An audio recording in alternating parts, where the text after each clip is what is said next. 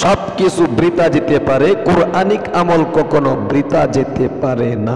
আল্লাহ তাআলার কোরআনিক শক্তিশালী ছোট একটি সূরা বাকারার 156 নম্বর আয়াতের একটি অংশ উল্লেখ করেছেন। এই দুয়ার মধ্যে যে এত শক্তি আর এত পাওয়ার রয়েছে, 7 দিনে আপনি ঋণ পরিশোধ করতে পারবেন। আপনি চুপচাপ বসে 41 বার এই ওজিফাটা জপেন, আপনি সারা জীবন ঋণ মুক্ত থাকবেন। আপনার জন্য উন্নতির যত দরজা আছে সমস্ত দরজা আল্লাহ তাআলা উন্মুক্ত করে দিবে, খুলে দিবে। এই জন্য অনুরোধ করে বলবো, যদি পরিবার সংসারে অনেক অভাব অনটন থাকে, অনেক দুঃখ কষ্টে থাকেন, অনেক হতাশার মধ্যে পড়ে থাকেন, অনেক ঋণগ্রস্ততার মধ্যে পড়ে আছেন, অনেক দিন ধরে কোনো অবস্থাতে ঋণ পরিশোধ করতে পারতেছেন না, আপনি আল্লাহ তাআলার প্রেম ভালোবাসা, বিশ্ব নবীর প্রেম ভালোবাসা অন্তরে জাগিয়ে আজকের এই আমলটা শিখুন।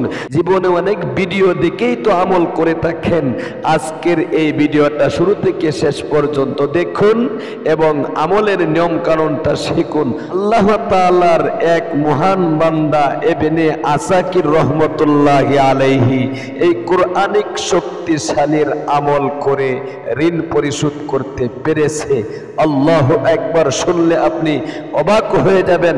ইবনে আসাকির রহমতুল্লাহি আলাইহি তিনি অনেক ঋণগ্রস্ততার মধ্যে পড়ে গিয়েছিলেন, অনেক অভাব অনটনের মধ্যে পড়ে গিয়েছিলেন, এমনকি তার হাতে একটা টাকাও ছিল না যে তিনি একটা কিতাবকে রচনা করবে, একটা কিতাবকে ছাপাবে। তিনি কিতাব ছাপানোর জন্য তার কাছে কোনো টাকা পয়সা ছিল না। সুতরাং আল্লাহ তাআলার কোরআনিক এই শক্তিশালী দুয়ার আমলটা সূরাতুল বাকারার 156 নম্বর আয়াতের এই অংশটা তিনি এই রকম ভাবে এই নিয়মে 313 বার পর্যন্ত পাঠ করেছিলেন। 21 দিন এই আমল করার পরে 21 দিনের মাথায় একজন লোক এসে বলতেছে, ও ভাই আমি তোমাকে এত টাকা দিয়ে দিলাম, সুতরাং তুমি এই টাকা দিয়ে তোমার ঋণ পরিশোধ করো এবং কিতাব ছাপানোর ব্যবস্থা করো। আল্লাহু আকবার। ওই দিন থেকে ইবনে আসাকির রহমতুল্লাহি আলাইহি তিনি ভাবলেন, আল্লাহ তাআলা এই আয়াতের মধ্যে এত শক্তি রেখেছেন, 21 দিন পাঠ করলাম, 21 দিনের মাথায় আল্লাহ তাআলা আমাকে ফলাফল দেখিয়েছে, অর্থাৎ আমার কিতাব ছাপানোর ব্যবস্থা হয়ে গিয়েছে, সমস্ত ঋণ একসাথে পরিশোধ করার ব্যবস্থা হয়ে গিয়েছে। আল্লাহু আকবার। ইমাম আসাকির রহমতুল্লাহি আলাইহি তিনি বলেন, দিন থেকে আমলটা আমি শুরু করেছিলাম, সেদিন থেকে নিয়ে আমার মৃত্যু পর্যন্ত আর কোনোদিন যত ধরনের দুনিয়ার যাই ঝামেলা আছে, অভাব অনটন, দুঃখ কষ্ট, পেরেশানি, হতাশা, ঋণগ্রস্ততা, হয়রানি, টেনশন, দুশ্চিন্তা আমি কোনোদিন চোখে দেখি নাই।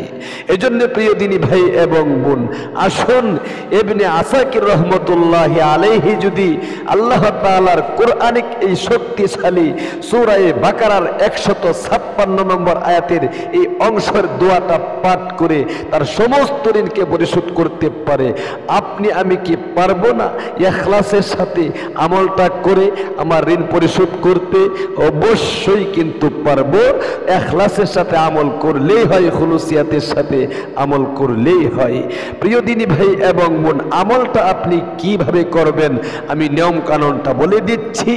ইবনে আসাকির রহমতুল্লাহি আলাইহি তিনি আমলটা করেছিলেন এশার এবং ফজরের নামাজের পরে। আল্লাহু আকবার। কিতাবের মধ্যে উল্লেখ করা হয়েছে তিনি এশারের নামাজের পরে চোখ বন্ধ করে আল্লাহ রাব্বুল আলামিনের দিকে মুতাওয়াজ্জহ হতেন এবং এই আমলটা 313 বার করতেন। আপনাকে 313 বার করতে হবে না, মাত্র 80 বার চুপচাপ বসে একটি নির্দিষ্ট জায়গার মধ্যে আপনি আমলটা করবেন এশার এবং ফজরের নামাজের পরে। একদম মনোযোগী হবেন আল্লাহ তাআলার দিকে। মনের মধ্যে যত আপনার আশা আকাঙ্ক্ষা আছে সবগুলো অন্তরে জাগিয়ে আপনি সর্বপ্রথম বিশ্বনবী মুহাম্মদ আরবি সাল্লাল্লাহু আলাইহি ওয়াসাল্লামের উপর দুরূদ 11 বার পাঠ করে নেবেন। এই ছোট দুরূদ শরীফটা 11 বার পাঠ করবেন। খুব মনোযোগ দিয়ে আমি কয়েকবার পাঠ করাইয়া সহি শুদ্ধ উচ্চারণটা আপনাদেরকে শিখিয়ে দিচ্ছি। আমার সাথে সাথে পাঠ করুন, জাযাল্লাহু আন্না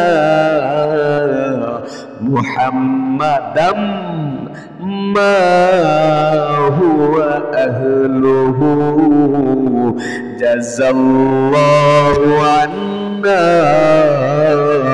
মুহাম্মাদাম মা হুয়া আহলুহু, জাযাল্লাহু আন্না মুহাম্মাদাম মা হুয়া আহলুহু। আল্লাহু আকবার। আপনি এই দুরূদ শরীফটা 11 বার পাঠ করবেন, অথবা যে কোনো দুরূদ পাঠ করতে পারেন, কোনো সমস্যা নেই। এরপরে আপনি বিশ্বনবী মুহাম্মদ আরবি সাল্লাল্লাহু আলাইহি ওয়াসাল্লামকে আল্লাহ রাব্বুল আমিনের শেখানো ছোট একটি দোয়া, এই দোয়াটা পাঠ করবেন 3 বার। পাঠ করার পরে সর্বশেষে যে শক্তিশালী সূরা বাকারার 156 নম্বর আয়াতের একটি অংশ, জাদুকরী শক্তিশালী এই অংশটা আপনি 80 বার পর্যন্ত পাঠ করবেন। আগে এই দোয়াটা 3 বার পাঠ করবেন এরকম ভাবে, রব্বানা বলেন, বলতে হবে, রব্বানা হাব লানা মিন আজওয়াজিনা ওয়া যুররিয়াতিনা কুররাতা আয়ুনিন ওয়াজআলনা লিল মুত্তাকিনা ইমামা।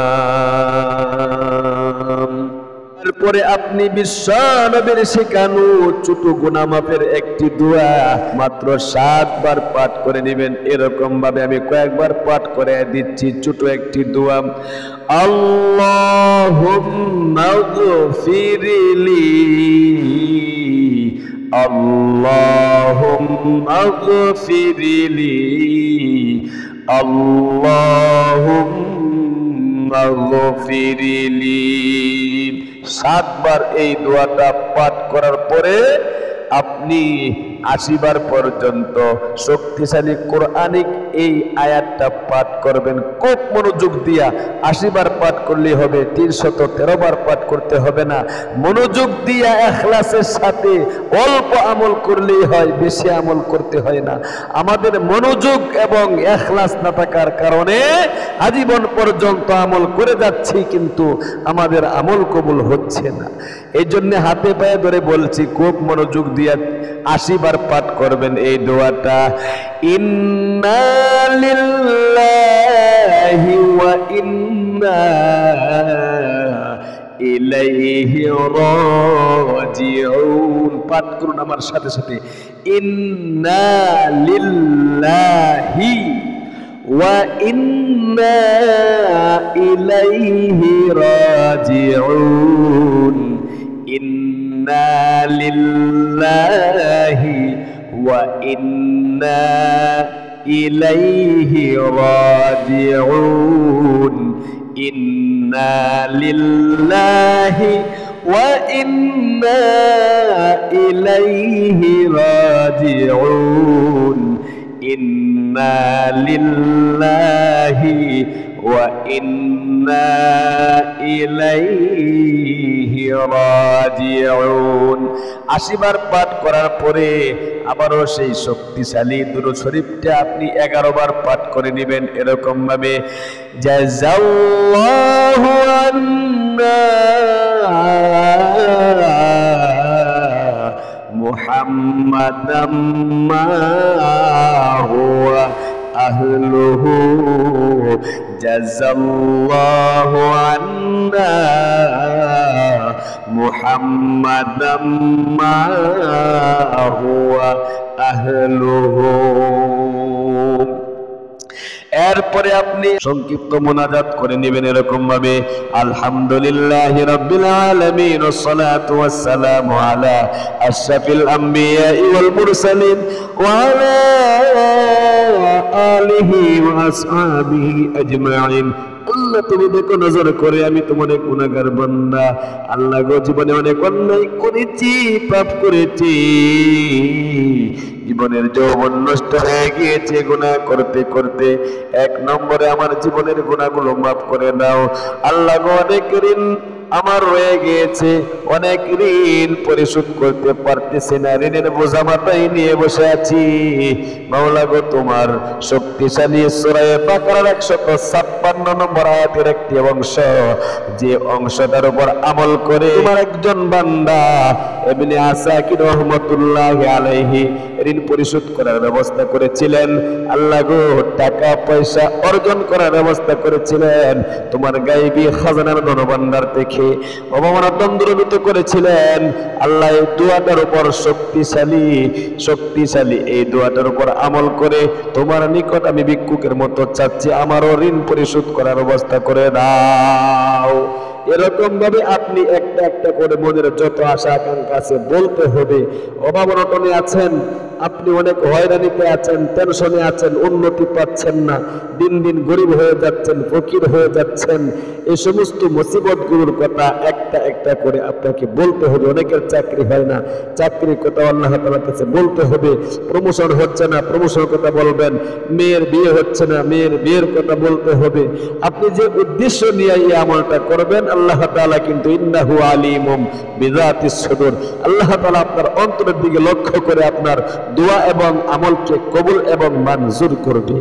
সর্বশেষে আখিরি তামান্না ওয়াজআল কালিমাতুনা ইনদাল মাউতি লা ইলাহা ইল্লাল্লাহু মুহাম্মাদুর রাসূলুল্লাহ সাল্লাল্লাহু আলাইহি ওয়াসাল্লাম। তাহলে প্রিয় দিনী ভাই এবং বোন, এশার এবং ফজরের নামাজটা আদায় করার পরে আমলটা অবশ্যই খুব মনোযোগ দিয়ে করবেন, নিজেও করুন, আর একজন ভাই বোনকে করার জন্য ভিডিওটা শেয়ার করে লাইক কমেন্ট করে সাথে থাকবেন। আজ এই পর্যন্তই, হবে অন্য কোনো ভিডিওতে। সেই পর্যন্ত আপনাদের সুস্বাস্থ্য কামনা করি, ভালো থাকবেন, সুস্থ থাকবেন। আসসালামু আলাইকুম ওয়া রাহমাতুল্লাহি ওয়া বারাকাতুহু।